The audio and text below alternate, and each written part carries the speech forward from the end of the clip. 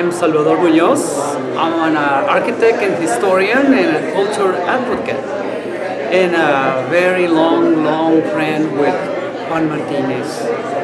We work together on projects, so how to educate our community in terms of the history that will make us proud to be who we are. Like El Cinco de Mayo, giving a history of a background so people can understand the reasons why the Cinco de Mayo was made. And the same thing was for El Grito, how for 300 years we're under the Spanish crown. And we saw how it evolved from being conquered all the way to when Miguel Hidalgo gave the first grito for the voice of those who were quiet for 300 years. So Juan and myself, especially with the passion of Juan, we said, why don't we create an exhibit so we can teach our community, understand who we are, especially those who were born here. Their parents are from Mexico, working on the fields. Now they are educated here, but they don't know their background. So we combine their history in a very graphical manner, and then we created with the Academy of the Cooks or the Chefs, and we gave in the recipes for the pre-Columbian food, showing how the Aztecs were living at the time when they were, before they were conquered, what kind of foods they did, and show the world all of the foods that are now feeding and change the gastronomy of the world, including like chocolate, vanilla, mangoes, pineapples, etc., that make a whole change of how we eat and how the world united in gastronomy. The songs for Cesar Chavez has put together everything in one picture, showing the history and how the song evolved for Cesar Chavez, what made the struggle, how everything just fall in its place in harmony, and how they suffer, how they struggle, and how he became the pride of how the farm workers now work with better services, better understanding, and still being suffering, especially right now in 2023, where we have the great flood in Los Pájaros, Los Pajaritos suffering. The water that gives the life on the fields has destroyed their livelihood. Got destroyed in some of them even the pride of the whole work savings in one flow of water. Well, the jail is another story. Juan Martinez, with another bunch of us who worked together with Ignacio, the great historian, we worked so hard to try to preserve the old jail, which Cesar Chavez was incarcerated during Christmas. And that was in a very iconic struggle. In that place, even though he was incarcerating the men, but not the cause, was preserved and hopefully being used as a cultural center, maybe an academy for in history of labor, and how the future would look in a better way. Juan Martinez left a legacy in a big collection of historical objects, from braceros, the struggle and tragedy of the braceros, and how we can that become an educational hub for all the future generations. Okay, my name is Michael Romero. I'm actually from Greenfield, grew up in the Salinas Valley. I was a former teacher and administrator, and I was a young man when I first heard of Cesar Chavez, and was just one of the hundreds of people that were inspired by the Farmworker movement. So, you know, with the celebration that's taking place tomorrow evening, with Abel Sanchez sharing his film, A Song for Cesar, and actually performing, Gary and myself decided it'd really be important to share what we have collected over the years. These are all historical artifacts, which document the history of the farm workers movement. A lot of it is specific to the Salinas Valley, but it's about the farm workers movement throughout the country. As we know, the farm worker movement impacted the world. This is a flag signed by Helen, Cesar's wife. This is one that I think is one of my favorites. This is a 1975 march to Salinas. And in 1975, Cesar marched through the Salinas Valley. So I participated in my first farm worker march in 1975 and was able to meet Cesar right away. And I was 17 years old at the time. And since that time, I've been collecting pinback buttons. One of the things I like to point out to people too is about the history of the flag and how it was developed and what its symbolism, what its purpose. For the last 20 some years, for too long, kids have been associating it with violence because they don't know the history of the farm workers movement and how the farm worker flag originated. But so this is just a sampling of what I have. There are flyers here from some of the different marches that occurred here in the Salinas Valley, and most of these ones here I participated in. Of course, there's some boycott flyers, and the UFW, from its very first boycott against Shenley vineyards back in the 1960s up through the lettuce boycott in 1970 and various other boycotts over the years. I think it's just a history that we just cannot forget. Cesar has impacted people all over the country, and again, one of the things I always like to emphasize too is the role that women played in the farm workers movement, and a group that's often overlooked were the Filipino farm workers. They started the grape strike.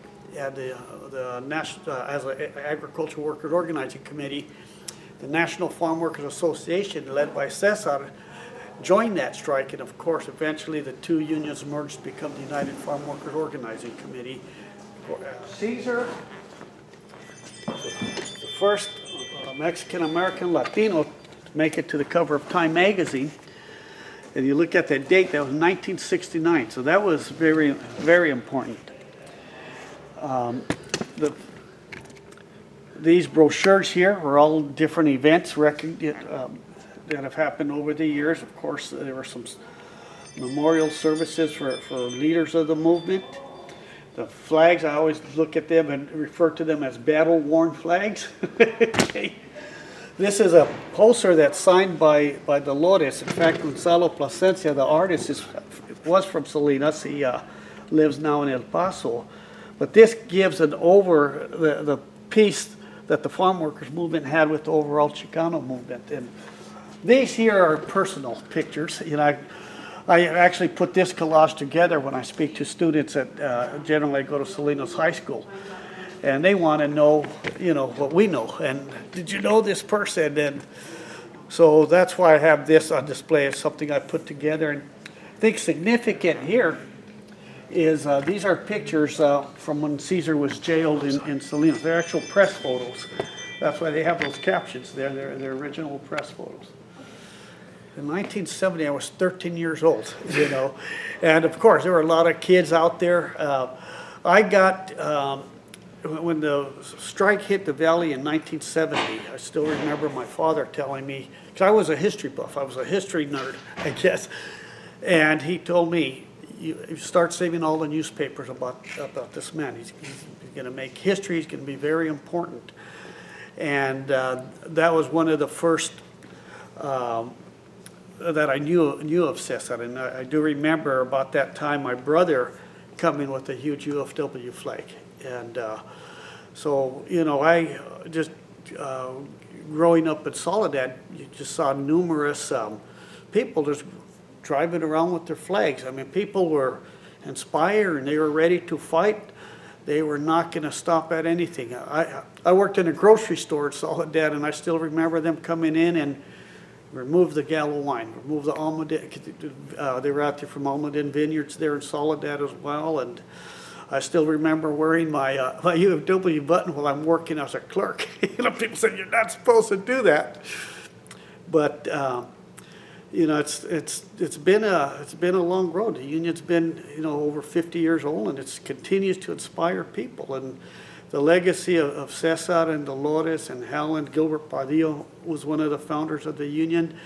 It still is with us, and the union's iconic. And I think people will always, continue to celebrate Cesar and the movement. And, his birthday's tomorrow, and, it is a celebration of Cesar's life, but it's also actually a celebration of the farm workers and the farm workers movement and the volunteers and all of those that supported the movement over the years. And I do know with Abel Sanchez being here tomorrow, it's also a tribute to the musicians and what they did to support the farm workers movement. And many of them were inspired by the union movement also. My name is Demetrio Pruneda. I started teaching in Salinas City Elementary School District in 1975 at Roosevelt Elementary School, third grade teacher. But before that, my hometown was Dinuba, California, and Dinuba, California was an agricultural area. I picked cotton in Coalinga, Corcoran, Hanford, and then I did pick grapes in Dinuba and Kingsburg and all those areas. And we even went to Washington State to go do sugar beets. And we used what we called el cortito, the short handle hoe, to clean the weeds from the sugar beet fields. And it was very, very hard. We did it for about 2 or 3 years until it was banned, I think, in the latter 60s or the early 70s. So I've been a field worker for the first 20, 25 years of my life. I was a field worker. I came to know Cesar Chavez in 1965, 66, and at the beginning, we really didn't appreciate his presence because we thought that he was only interfering without us working. But later, when I went to Ridley Community College and then later on to Santa Cruz University, I became aware of how important his work was, and that was he was fighting for fairness, equality, and justice for the farm worker. And that's when I really got hooked onto his message and to his ideals and to his fight for justice for everyone, particularly the farm workers who I thought were getting exploited back then to the max. And he proved to be a pretty dominant figure because he wasn't only recognized here in the United States, but he was recognized worldwide. As a matter of fact, I know that a lot of countries abroad were really, really helping the cause here by donating some financial aid for his cause, and I really admire the person. He's one of my heroes. He's one of my idols. He opened a lot of doors and a lot of opportunities for me to become involved in community issues. The fight is not over. It's far from over. We still need a lot of work so we can come up with fairness, equality, and justice for all. Because fairness, equality, and justice is just a phrase, but we have to make it a reality. The only way that reality is going to materialize if that reality is inclusive of the people who are fighting for fairness, equality, and justice. In other words, we're going to have to come together and co-create a reality that we can live in, because the reality that we are now living in comes from the top down, and that's not the way it should be. It should be inclusive of everyone. So I am in favor of creating a reality from the bottom up, because that's where all the best knowledge is for fairness, equality, and justice. Thank you. I don't know about him, but they started teaching me when I was about 8 years old how to bunch carrots. see how we can do this. That was a big thing back then. A lot of people worked in carrots. They weren't like you see them nowadays in a plastic bag. They had twist ties on them. They weighed about a pound. They had the top still on them. That's how you used to buy them in the grocery store. Sometimes working in the mud, pulling the carrots out. Yeah. Used to have to clean them out, and then bunch them, stack them. You get the whole family out there, all young kids working on the fields. Yeah, there were no laws back then. Back then it was real bad. Real bad. There was no Conditions. Yeah, no number of hours that you could be out there. As long as your parents were out there, you were working. Like I said, I was in the box, a carrot crate. No babysitters, so they used to take them out in the fields, put them in the box. Yeah. That was a babysitting. Put them in the box and work right along with the people. I'll show you a picture of me 1 year old in a carrot field. We didn't know what a holiday was. We were always working. Saturday and Sundays, our parents used to have us out there working all the time. Nah, I mean, we didn't know what it was to be home having a good time. A whole summer vacation, like 90 days or so, we were in the field. We couldn't go play little league or anything like that. We were there from dark until sunset. That was Every real day. bad. They didn't give us, we work out there, they didn't give us breaks. All day with stooping over with a little hoe. You stand up for a little while and the rancher come and tell you, hey, you're tired? Go home. There's a lot of people that want to work. So we're out there, the first couple of days from 10 later or something like that, you go home with fever from working so hard. That was real bad. Most of the people though back then, they weren't afraid to work, you know, because there was no such thing as food stamps or anything like that back in the day.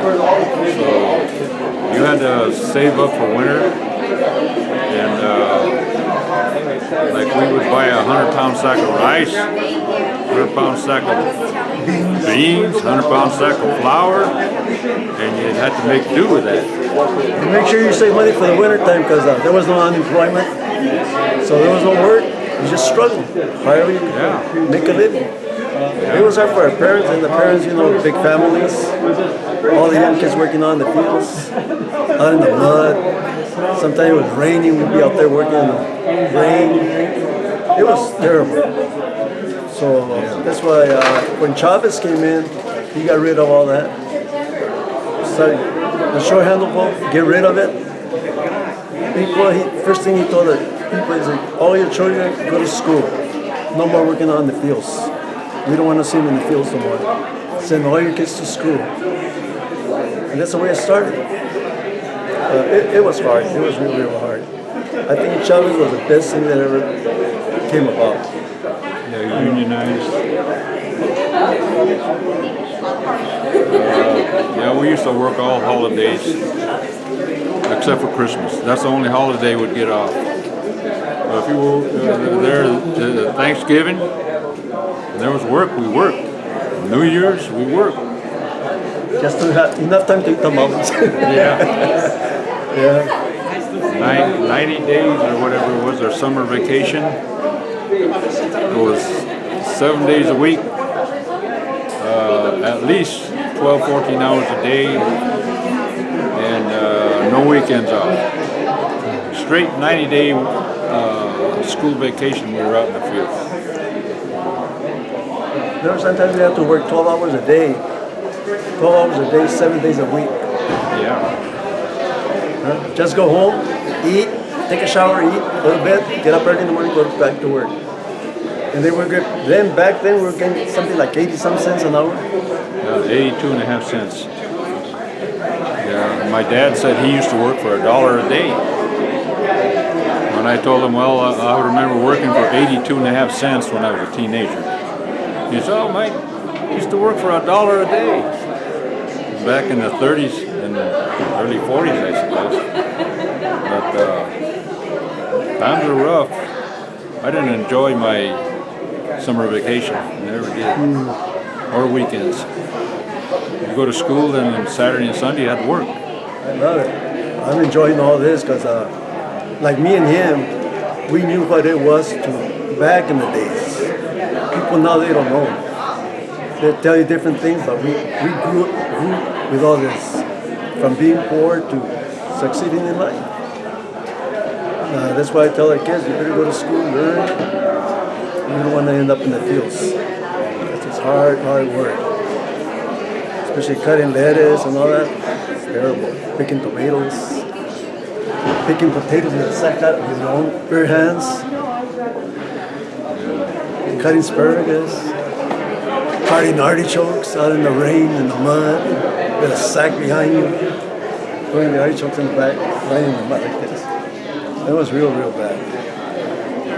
They're always going to have to pick grapes by hand, you know, unless it's for wine. Of course, they got a machine that shakes the hell out of the wine, and you know, for wine grapes. But table grapes, you have to pick those by hand. You remember that tragedy in Schular, that button you got? And then there was another tragedy in Soledad. Back what year was that when all those guys got burned?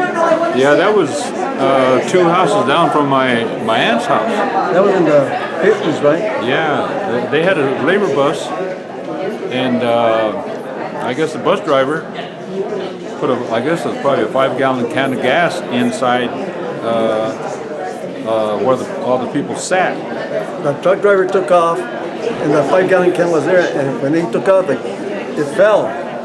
And the people were sitting there, and they smelled gas, and they turned on the match, see what it was, and boom! And then in the back of the bus, there were 2 entries. And one of the entries had a chain. And each door had a chain. And when it started, people got all excited, and they couldn't get the chain off. So at that time, they were probably not burning inside the truck. Yeah, they just pushed the guy against the chain, and it blocked the exit. We seen that one. I mean, me and my dad were going to work, and he said, "Hey, Dad, something's burning over there." So we went over there. And the people were yelling, and we told them, "Is everybody out?" They said, "Well, half of the guys are still in there burning." They just burned the line. It was bad. That guy still suffered. Yeah. I mean, 20, 30 years later, Mr. Loya was his name. Mike Loya. Mike Loya. It still bothered him. Yeah, they got a lot of the nationals that got burned in that truck. They got them buried there in Soledad. They don't got no names because they don't know who they were. You could just see the crosses right there, and that's it. They don't know who they were. They got burned alive, roasted up. So it was something bad, terrible. And like I said, it was real bad back in those days. But now it's a different world out here. That was in the 50s, I believe. Yeah, in the 50s. Yeah, because I was still in grammar school. Gary Karnes, local resident, lived in Monterey County since 1970. I moved to Salinas just a few months before the general strike. Got involved from the get-go and have kept many things that relate to the United Farmworkers Union movement, and met many good people that I'm still in touch with and become friends, and one being Juan Martinez. And this show, this documentary tonight at the Sunset Center is in honor of Juan Martinez. And we have many things here that reflect the culture of Mexicanos and Chicanos and the history of the Union. Many iconic posters you'll see in the movie, like this one is in the movie. So we have the story of people fighting for peace and justice and dignity, and for themselves and their families. Much original art and pieces of culture that were done in support of the cause. And that's part of what the movie's about, is the musicians and theater groups like Teatro Campesino and other theater groups who produced actos, folks who produced art to support the union and the movement, and which continues today. It's never done. So what we're trying to present tonight is something that we think is quite unique here as part of the documentary tonight. And we thank Abel Sanchez for his dedication and time to put this thing together. Juan met up with Abel, and you'll see Juan in the documentary, A Song for Cesar. Juan passed away last year, and this is Juan, and part of it was at his memorial. And our collection is named after Juan, the Juan D. Martinez Cultural and Historical Collection, which he gifted to us, and we're taking responsibility for using it for public education and for basically to help people understand why people take risks and stand up to fight for themselves and for others.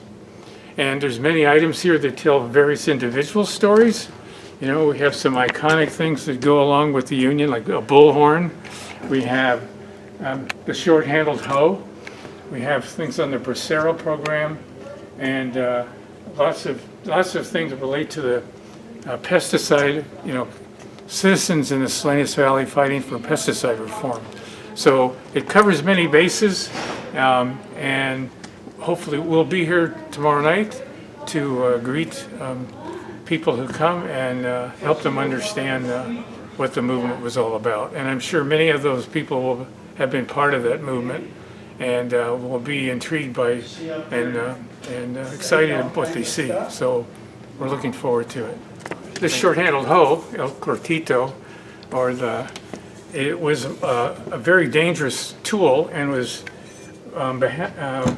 farm workers in Soledad, actually, and an attorney at Sebastian Carmona, farm worker in Soledad, and Mo Jourdain, an attorney at California Rural Legal Assistance, filed a complaint with the California Industrial Relations Board, I believe it was, in the early 70s to ban this tool. And it was too dangerous to use. It was dangerous to farm workers' backs, permanent damage and pain, and early retirement, loss of income. And they were successful in 1975. And that campaign came right out of the Salinas Valley. We also had the Bracero Memorial Highway, which was something that Juan Martinez participated in and led, because as a young boy at age 11, he actually witnessed the train crash that killed 32 Braceros south of Chular. So we have some of that information here to tell that story. And yeah, we're just excited to be able to share with the community what we what we think is valuable and the kind of history that needs to stay alive as motivator and for educational purposes. Part of what we have to do is catalog and digitize, photograph many of this and more. We have in storage the Juan Martinez cultural and historical collection is about 10 times the size of this here, and we have to sort that out so it's presentable to do educational tour to schools, public events, and eventually find a home where it'll be cared for to carry it on, because many of us are getting older, and there needs to be a caretaker in the long run. In the short run, we'll be going to schools and public events, and tell people about their history, our history, and the history of the Salinas Valley and Monterey County, and how important this history was. And I think this took, when I first got here, someone asked me, how much time did it take to set this up? Well, what we want to do is make it so easy for people that want to go to, let's say, LSL High School in a classroom or in an auditorium, to wheel this in on like 3 dollies and put it up in 30 minutes, So it's not, this one took a little bit longer, and we also, of course, shared the space tonight with Mike and Virginia Romero. So we're pleased, and we're here to, this is part of ethnic studies. It's part of working class history. It's something that people should know and would want to know, and make them realize that people that took risks, they stood up and fought for what they believed, what was better for them and for their community. and that can be done again when needed, which it never stops, it seems. You know, when you're talking about, you know, wages and benefits, you know, pesticide reform, you know, just all those things that are part of making a better life for people. You know. But the history is a motivator, and it's an instigator, and that's what we're hoping to do now tonight, and then going forward and longer. That's why the first thing we're going to do is do the hands-on exhibits ourselves until the county gets matching funds from the state in order to refurbish the old jail on West Alice Hill, which may take a while. Those kind of things do, but not to give up. The county's committed, I think, $15 million to refurbish the jail. They wanted to get matching funds, so it requires some political will and money to budget to fix it up, and then to advocate for that when the time comes. You know, I was a member of the UFW. I worked in the fields with my wife and my sister, and some of my wife at the time heard some of her artists here, and she was quite a genius at art, and which most of this is. It's just, you know, theater and music and art in the support of a cause, and that's part of what we're showing here, and I think people will be impressed by what we were able to stage tonight. Many of us were here 50 years ago when a lot of this was happening, but there's always something new. There's something I know in Juan's collection. There's things I haven't seen, so I'm really looking forward to that big sort when we go through his things and properly put it together, and which we promised him we do, and we will do that. And I know he wanted it in the old jail, because Cesar Chavez was imprisoned there in December 1970 for refusing to call off a boycott and strike, and he was, that was an important moment in California history, when you think about it, it really it would be a good place as a museum of labor history, and I think that was what Juan's goal was. So we'll work on that.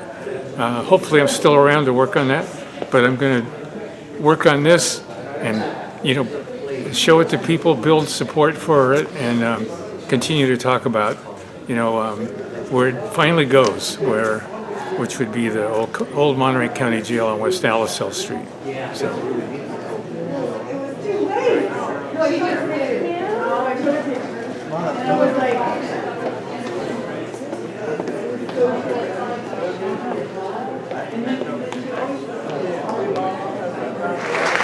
First of all, I'd really like to thank everybody that came tonight and attended the film.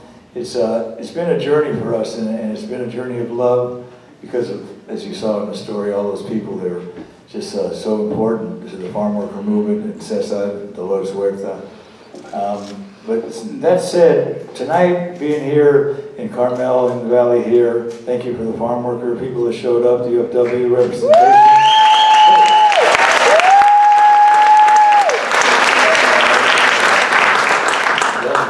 That's who we're doing this whole project for. In the end, that's really what the purpose of this project and this film and the music is for.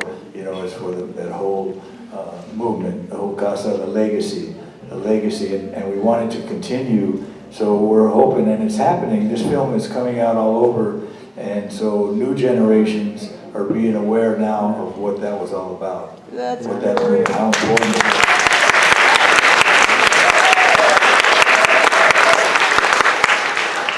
So we're hitting colleges, universities across the nation. We've been, from here to New York already, and that's so beautiful because, like I said, we want to reach all the current and future generations so that we're passing the baton, because it's going to be up to them to do things like this movement did.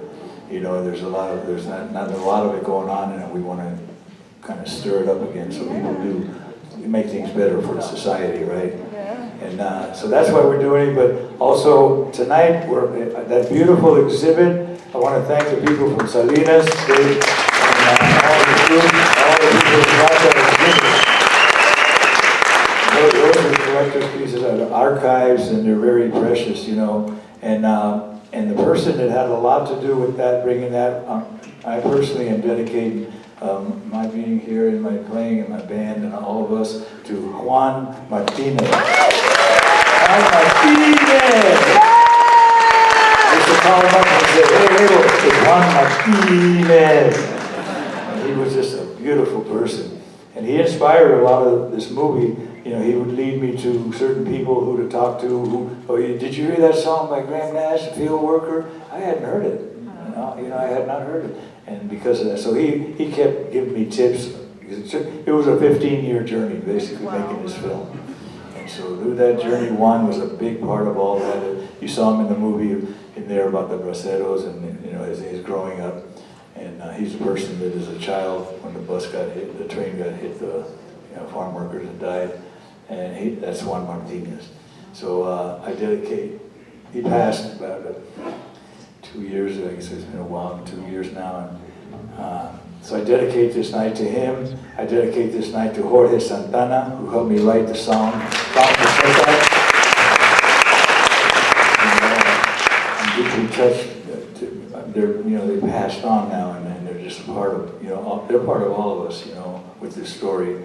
And one last thing I'd like to acknowledge, we have one of the other persons that was in the film, and he was very important in the legal battles that Cesar Chavez had. He took care of a lot of the legal issues for what they had to fight for and legislate or whatever, just get new contracts and negotiate. And as an attorney, and he was in the film, and he's here tonight with us. So how about a big hand for Mr. Jerry Cohen? He's actually very cool. Hang up, Jerry.